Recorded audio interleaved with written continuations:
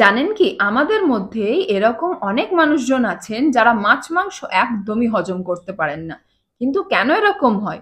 এর পিছনে নিশ্চয়ই কোনো বিজ্ঞানসম্মত কারণ রয়েছে। হ্যাঁ, আজকে আমি আমার ভিডিওর মাধ্যমে এই কারণগুলোই বলতে চলেছি। যদি আপনারা এই সম্পর্কে জানতে চান তাহলে অবশ্যই ভিডিওটা শুরু থেকে শেষ পর্যন্ত দেখুন। নমস্কার, আমি বিভাষা। আমার channel the positive space yoga and healthy লাইফস্টাইলে সকলকে জানাই সুস্বাগতম। আজকে আমি আমার চ্যানেলে একটা নতুন ভিডিও নিয়ে চলে এসেছি। ভিডিওর টপিক হলো আমাদের মধ্যে অনেকেই আছে যারা মাছ মাংস হজম করতে পারে না, কিন্তু কেন সেটা পারে না। চলুন আজকে আর কথা না বাড়িয়ে ভিডিওটা শুরু করা যাক।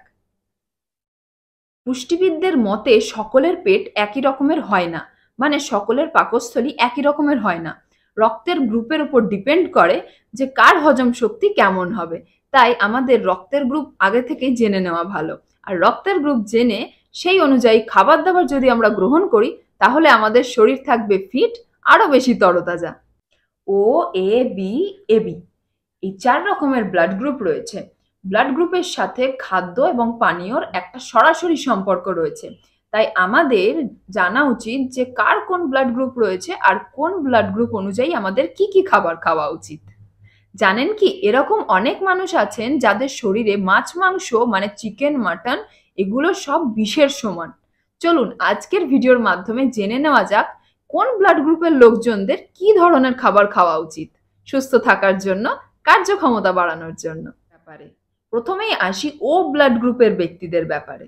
যাদের যাদের মানে যে সমস্ত দর্শকদের ও ব্লাড গ্রুপ রয়েছে তারা খাদ্য তালিকায় মানে ডায়েট চার্টে অবশ্যই প্রোটিন সমৃদ্ধ খাবার রাখুন।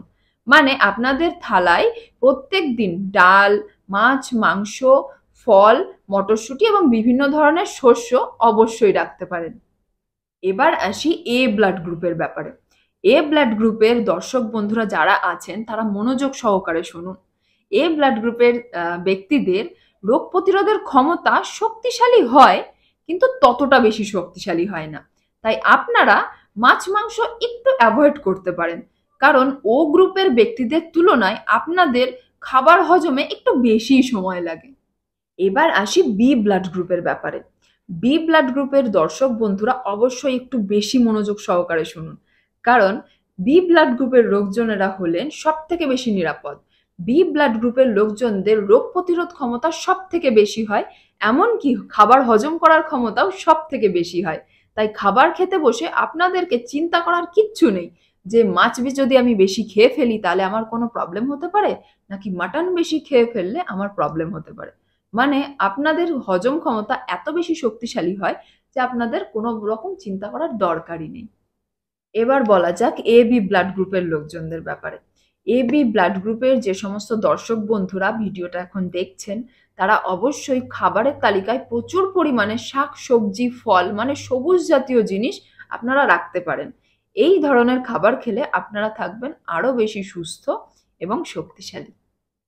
সবশেষে একটা কথা বলবো, আমরা যদি সবুজ জিনিস মানে শাকসবজি, ফল এই সমস্ত ধরনের জিনিস বেশি খাই তাহলে আমাদের শরীর অটোমেটিক সুস্থ থাকে। কিন্তু মাছ, মাংস, ডিম একটু অ্যাভয়েড করাই ভালো।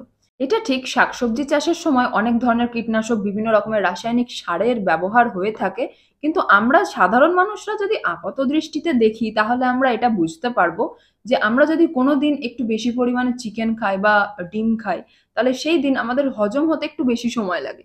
কিন্তু সেই তুলনায় আমরা যদি কোনোদিন শাকসবজি বেশি খাই বা ফল খাই তাহলে কিন্তু শরীরের মধ্যে যে অস্বস্তিকর ব্যাপার সেটা সেরকম তৈরি হয় না, তাই না? যাই হোক, আজকের ভিডিও এখানেই শেষ করছি।